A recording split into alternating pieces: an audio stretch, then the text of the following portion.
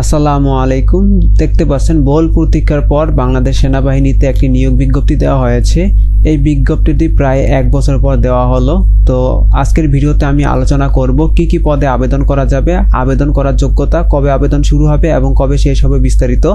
তো বন্ধুরা, ভিডিওটি শুরু করার আগে আপনাদের কাছে ছোট্ট একটি রিকোয়েস্ট, যারা আমার চ্যানেলে নতুন আসেন চ্যানেলটিকে সাবস্ক্রাইব করে বেল বাটনটি অন করে দিবেন এরকম নতুন নতুন ভিডিও প্রতিনিয়ত আপডেট পাওয়ার জন্য। তো কথা না বাড়িয়ে আমরা মূল আলোচনায় চলে যাই। তো আমরা প্রথমে দেখে নিব যে এই সার্কুলারের আবেদন কবে শুরু হবে। তো এখানে দেখতে পাচ্ছেন সার্কুলারের আবেদন শুরু তারিখ 21 ডিসেম্বর 2024 এবং শেষ হবে 31 জানুয়ারি 2025-এ। আর আবেদন করার জন্য আপনাদের আগে SMS করতে হবে, SMS করে তারপর আপনাদের আবেদনটি করতে হবে। আবেদন করার যোগ্যতা দেখতে পাচ্ছেন এখানে সাধারণ ট্রেড, পুরুষ এবং মহিলা দুজনের ক্ষেত্রেই বয়স 1 ফেব্রুয়ারি 2026 তারিখে 17 বছরের কম এবং 20 বছরের বেশি হবে না। এফিডেভিট গ্রহণযোগ্য নয়। শিক্ষাগত যোগ্যতা SSC সমমান, মাদ্রাসা হতে পারে, কারিগরি হতে পারে, উন্মুক্ত হতে পারে। পরীক্ষায় GPA 3.00 পেয়ে উত্তীর্ণ হতে হবে। এবার দেখতে পাচ্ছেন টেকনিক্যাল ট্রেডে TT পুরুষ ও মহিলা। এখানে বয়স 1 ফেব্রুয়ারি 2026 তারিখে 17 বছরের কম 21 বছরের বেশি হবে না। এফিডেভিট গ্রহণযোগ্য নয়। শুধুমাত্র ড্রাইভিং পেশা অভিজ্ঞতা সম্পন্ন প্রার্থীদের ক্ষেত্রে বয়সসীমা 1 বছর শিথিলযোগ্য, অর্থাৎ 17 হতে 22 বছর হতে হবে।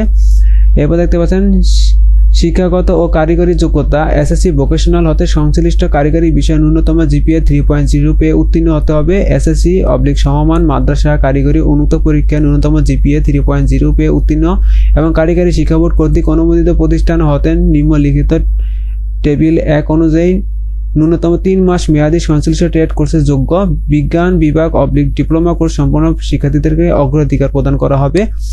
তারপর দেখতে পাচ্ছেন শারীরিক মান, উচ্চতা পুরুষ প্রার্থীদের জন্য 5 ফুট 5 ইঞ্চি এবং ক্ষুদ্র নিগোষ্ঠী সম্প্রদায় ব্যতীত বিভিন্ন নিগোষ্ঠী সম্প্রদায়ের জন্য 5 ফুট 4 ইঞ্চি হতে হবে এবং মহিলা প্রার্থীদের ক্ষেত্রে 5 ফুট 1 ইঞ্চি হতে হবে। ক্ষুদ্র নিগোষ্ঠীদের জন্য 5 ফুট 0 ইঞ্চি হতে হবে।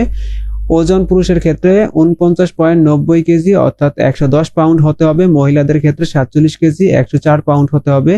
বুকের মাপ স্বাভাবিক অবস্থায় 30 ইঞ্চি এবং স্ফীত অবস্থায় 32 ইঞ্চি হতে হবে। মেয়েদের ক্ষেত্রে স্বাভাবিক অবস্থায় 28 ইঞ্চি এবং স্ফীত অবস্থায় 30 ইঞ্চি হতে হবে।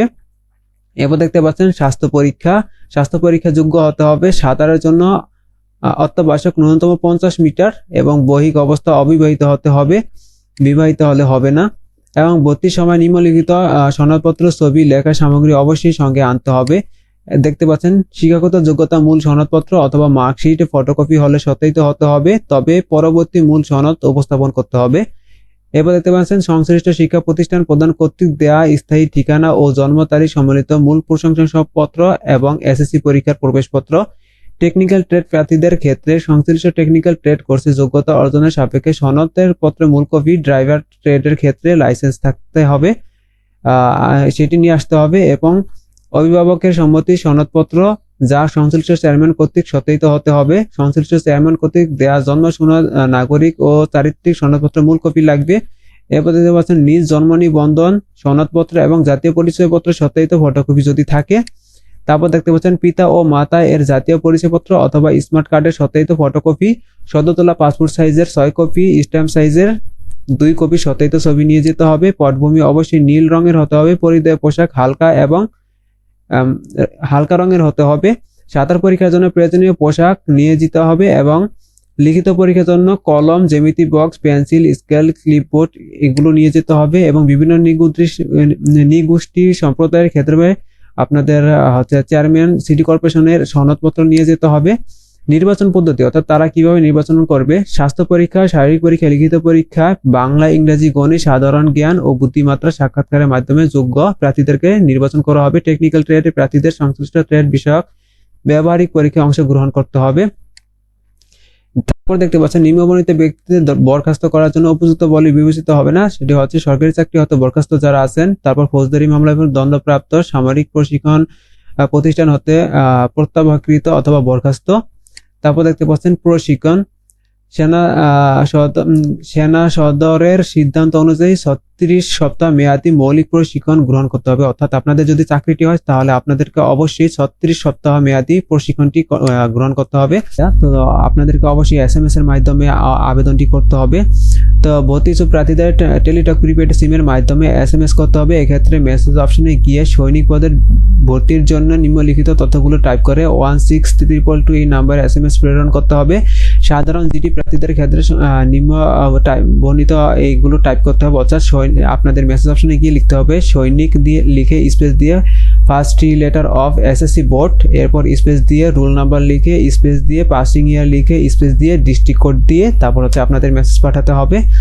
তো আপনাদের এইখানে দেখতে পাচ্ছেন যে উদাহরণ দেওয়া আছে, এইভাবে আপনারা করবেন। এরপর টেকনিক্যাল ট্রেড টিটি শিক্ষার্থীদের প্রার্থীদের ক্ষেত্রে টেকনিক্যাল ট্রেড টিটি ভর্তি ইচ্ছুক প্রার্থীদের পরীক্ষার টেবিল 1 অনুযায়ী, অর্থাৎ আপনারা এই পদের জন্য SMS করবেন সৈনিক লিখে স্পেস দিয়ে 3 লেটার SSC বোর্ডের, তারপর স্পেস দিয়ে রোল নাম্বার লিখে স্পেস দিয়ে পাসিং ইয়ার লিখে স্পেস দিয়ে ডিস্ট্রিক্ট কোড লিখে স্পেস দিয়ে টিটি লিখে স্পেস দিয়ে ট্রেড কোড লিখে স্পেস দিয়ে এক্সাম সেন্টার কোড লিখে তারপর হচ্ছে আপনার SMS টি পাঠাবেন 16322 নাম্বারে। এরপর আপনাদের এরকম দেখতে পাচ্ছেন এইরকম ভাবে আপনাদেরকে SMS টি পাঠাতে হবে।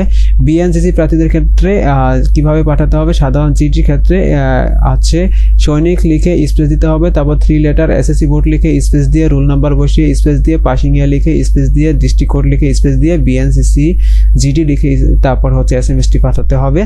টেকনিক্যাল ট্রেডের ক্ষেত্রে সৈনিক লিখে স্পেস দিয়ে ফার্স্ট 3 লেটার SSC বোর্ড লিখে স্পেস দিয়ে রোল নাম্বার বসিয়ে পাসিং ইয়ার লিখে তারপর স্পেস দিয়ে ডিস্ট্রিক্ট কোড লিখে স্পেস দিয়ে BNCC টিটি লিখে স্পেস দিয়ে ট্রেড কোড লিখে স্পেস দিয়ে এক্সাম সেন্টার কোড লিখে তারপর SMS টি পাঠাতে হবে। ভিডিওটি আজকে এই পর্যন্তই আলোচনা। তো আশা করছি আপনাদের যদি ভিডিওটি ভালো লেগে থাকে তাহলে অবশ্যই চ্যানেলটিকে সাবস্ক্রাইব করে বেল বাটনটি অন করে দিবেন এবং এই সার্কুলার নিয়ে যদি আপনাদের কোনো প্রশ্ন থাকে তাহলে অবশ্যই কমেন্ট বক্সে জানিয়ে দিবেন, আমি আপনাদের মেসেজের রিপ্লাইগুলো দিয়ে দিব।